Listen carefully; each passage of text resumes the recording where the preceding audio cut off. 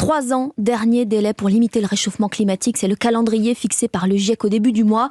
Le comité d'experts préconise, entre autres, les énergies renouvelables. Énième alerte qui pourrait bien rester lettre morte. La production mondiale des centrales à charbon, particulièrement polluantes, vous le savez, augmente. Conclusion du Global Energy Monitor qui publie son étude aujourd'hui. Et cela ne va pas s'arrêter là puisque 34 projets de construction ou d'extension de centrales sont prévus actuellement sur la planète, principalement en Chine, Louise Salé.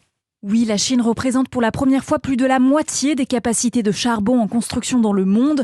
De nombreux projets ont été lancés par les provinces parce qu'elles ont souffert de pénurie en 2021.